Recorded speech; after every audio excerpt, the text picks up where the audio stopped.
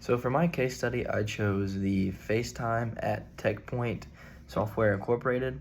So first, for a quick overview of this case, so there were junior engineering candidates who were running for the position of a promotion, and one of them, who is named Julie, is a very task-oriented leader, and the other candidates are relationship-oriented leaders. Now, you can see that I chose the Fiedler's contingency model for my incorporation of the chapter into this case study. So basically, I separated the two candidates into task-oriented leaders and relationship-oriented leaders. So for Julie, who was the candidate of question here, she is a task-oriented leader, like I had said before, and she was always finishing her tasks on time and efficiently, but she was never like going to after-hour stuff that was not mandatory.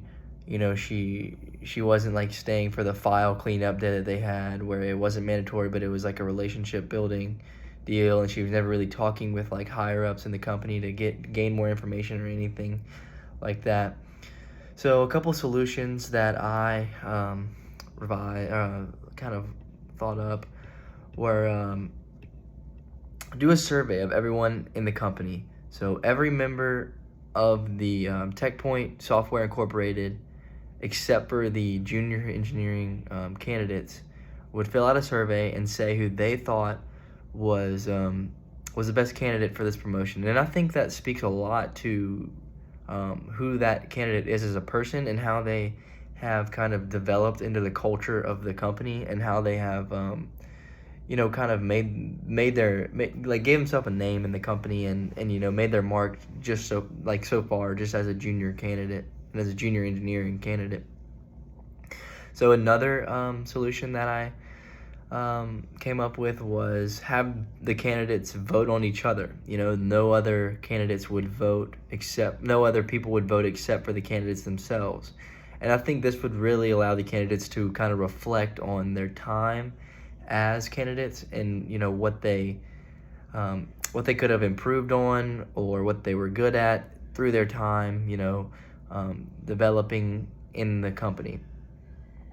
So now, with all of that being said, I will kind of wrap up in a conclusion here and say that I do believe that the relationship-oriented leadership under Fiedler's model would prove more successful in this particular case, because my reasoning for that conclusion is that this company already has a culture that is based on relationship-oriented leadership. In my opinion, they have these after-hour meetings, they have these file cleanouts, they have all of these things that they depend on to strengthen their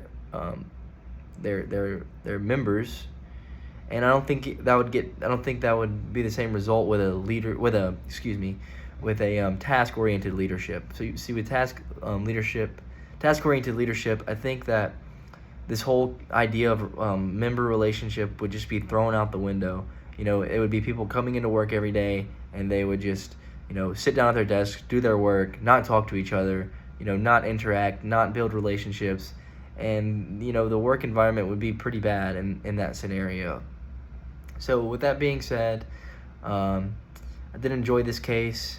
It was kind of a shorter read, but there was a lot of information that I could pull from it, and it was nice to see how being a relationship leader, although it may not seem a relationship-oriented leader, although it may not seem the most effective, because task may seem more effective, I do think that a relationship-oriented leader will have better results, especially in a company like this. Thank you.